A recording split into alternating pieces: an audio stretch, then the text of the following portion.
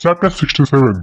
जीजी साकाटा को पीठ पे उठाकर दूर भाग रहा है और साकाटा चिल्ला रहा है, आखिर मैं इस सब के अंदर कैसे फंस गया। जीजी साकाटा को कहता है, अगर हो सके तो प्लीज मेरे ऊपर पसीना मत गिराना। साकाटा कहता है, तुम दिखने में जितने अच्छे हो तुम्हारा दिल उतना ही ज्यादा बुरा है। जीजी कहता है, नहीं तुम जैसे सोच रहे हो वैसा कुछ नहीं है। जीजी अचानक रुक जाता है और वो साकाटा को नीचे गिरा देता है, क्योंकि साकाटा का पसीना जीजी के ऊपर गिरने की वजह से इविल आई बाहर आने का कोशिश कर रहा है। लेकिन इस बार जीजी इविल आई को अपने आप से ही सप्रेस करने में कामयाब रहता है। ऐसा उसको लगा था, लेकिन इविल आई बाहर आ चुका है और बाहर आते ही वो साकाटा को मारने का धमकी देता है और फिर वो साकाटा को वहीं पर छोड़कर अकेले ही कहीं पर जाने लगता है। साकाटा इविल आई को कहता है, अगर मोमो को पता चला कि तुम मुझे अकेला छोड़कर भाग गए हो तो तब देखना क्या होता है। क्या मोमो मुझे मारेगी? क्या इसका मतलब मैं मोमो से आज लड़ सकता हूँ?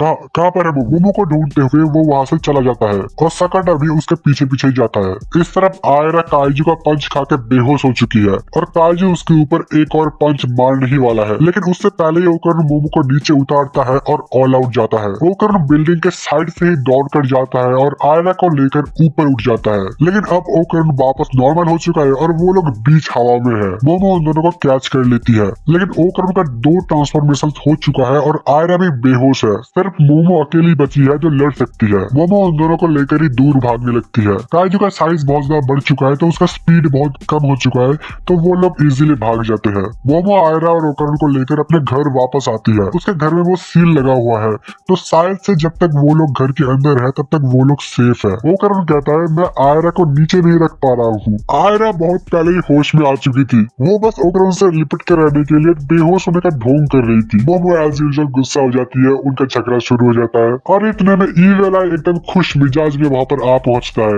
वो सीधे ओकर्न को कहता है, चलो लड़ते हैं। ओकर्न कहता है, नहीं आज लड़ने का दिन नहीं है तो मैं नहीं लड़ूंगा। मोमो ओकर्न को साइड ले जाकर कहती है, क्या हम लोग इविल आई को अपने साथ लड़ने के लिए नहीं कह सकते? ओकर्न कहता है, ये पॉसिबल नहीं है, क्योंकि मेरा और इविल आई का डील हुआ था, वो सिर्फ मेरे साथ लड़ेगा। अगर मैं उसको किसी और के साथ लड़ने का परमिशन दे दूंगा तो वो किसी के साथ भी लड़ सकता है। मोमो परेशान होकर सोचने लगती है, तो फिर हम लोग क्या कर सकते हैं, इसको कैसे हटाए? इतने में काइजू ऑलमोस्ट घर के सामने पहुंच ही चुका है और कोई रास्ता नहीं है, तो आयरा और मोमो ही उससे लड़ने के लिए तैयार होते हैं। लेकिन पीछे से ओकर्न घर का एक टुकड़ा निकाल कर कहता है, हम लोग ये यूज कर सकते हैं, उस एलियन के दिया हुआ नैनोटेक बिल्डिंग ब्लॉक्स।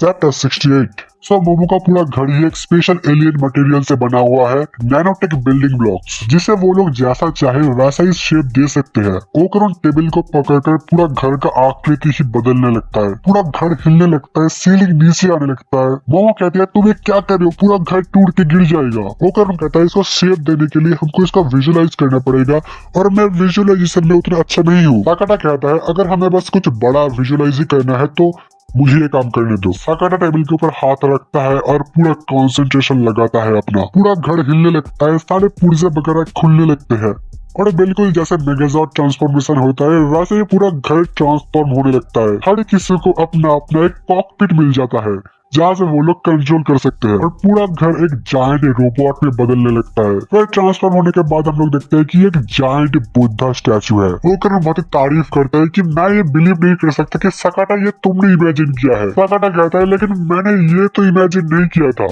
मोमो माफी मांगती है, वो कहती है, ओ तो शायद ये मेरी गलती है। जब तुमने कुछ बड़ा इमेजिन करने के लिए कहा तो मेरे दिमाग में एक बुद्धा स्टैचू आया था, तो उसी वजह से शायद ये हुआ। लेकिन काइजू एकदम पास पहुंच चुका है तो और कोई रास्ता नहीं है, तो इससे ही लड़ना पड़ेगा। तो kaiju versus giant Buddha statue लड़ाई शुरू होता है। चैप्टर 69। मोमो कहती है, लेकिन ये तो बताओ कि इसको चलाए कैसे, इतने सारे बटन है, कौन सा दबाऊं? सब लोग कंफ्यूज्ड है, किसी को नहीं पता है क्या करना है। बुद्धा रोबोट अपनी जगह पर ही खड़ा है और काइजू सीधे ही उसकी तरफ चार्ज कर रहा है। रोबोट के अंदर पूरा अफरा तफरी मचा है, सब लोग चीख रहे हैं, पैनिक कर रहे हैं, किसी को नहीं पता है कि क्या करना है। मोमो कहती है, ठीक है, सब लोग एक एक बटन चूज करो और बस दबा दो। और सब लोग एक ही टाइम पे रैंडम से बटन दबा देते हैं और बटन दबाते ही बुद्धा का एक हाथ टूट कर गिर जाता है। कोई तो एक रोबोट के बाहर ही चला जाता है, पेट में से कबूतर निकल आता है, बुद्धा जीभ निकाल देता है, पता नहीं भाई क्या क्या चल रहा है। और इस तरफ इविल आई परेशान होकर रोबोट को अंदर से ही तोड़ना शुरू कर देता है और जो रोबोट के बाहर चला गया था वो ओकर्न है। काइजू दौड़ कर आकर बुद्धा के मुंह पे एक फ्लाइंग किक मारता है और बुद्धा जमीन पे, और फिर वो अपने पूंछ से बुद्धा को उठाकर जमीन पे पटकने लगता है और बुद्धा के सारे पार्ट्स टूट कर बिखरने लगते हैं और बुद्धा बुद्धा अभी तक एक मूवमेंट भी नहीं कर पाया है और काइजू बुद्धा को टुकड़ों में तोड़ रहा है।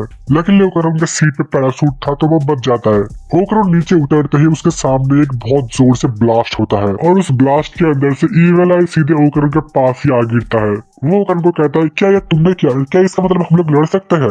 ओकरोन कहता है, चुप करो तुम, ये सब का टाइम नहीं है अभी। मोमोआयरा सकाटा अभी भी बुद्धा स्टैचू के अंदर है और काइजू उसको पैरों से कुचल रहा है और ओकरोन ट्रांसफॉर्म भी नहीं हो सकता। उसको नहीं पता है कि वो क्या करे अभी। लेकिन ईविल आई काइजू का पावर देख के बहुत ही एक्साइटेड हो चुका है। ओकरोन को कोई और रास्ता ना देखते हुए वो ईविल आई को कहता है, सिर्फ ये एक बार। और ओकरोन को इससे आगे कुछ कहने से पहले ही बुद्धा स्टैचू मूव करता है और वो काइजू के पैर को अपने हाथ से ब्लॉक करता है। बुद्धा स्टैचू काइजू को दूर फेंकते हुए पलटी मारकर खड़ा हो जाता है। सकाटा कहता है, फाइनली मुझे समझ आ चुका है कि क्या करना है। बुद्धा स्टैचू अपने डैमेज्ड पार्ट को अपने आप ही रिपेयर कर लेता है और वो ट्रांसफॉर्म भी हो जाता है एक नए फॉर्म के अंदर। सकाटा कहता है, इसको मूव करने के लिए सिर्फ इमेजिनेशन का पावर चाहिए और अभी मैं और ये रोबोट एक हो चुके हैं। चैप्टर 1 खत्म होता है। तो भाई अगर यहाँ तक वीडियो देख चुके तो लाइक कर दो और चैनल को सब्सक्राइब नहीं किया सब्सक्राइब कर लेना। मैं तुमसे मिलता हूँ नेक्स्ट वीडियो में। बाय।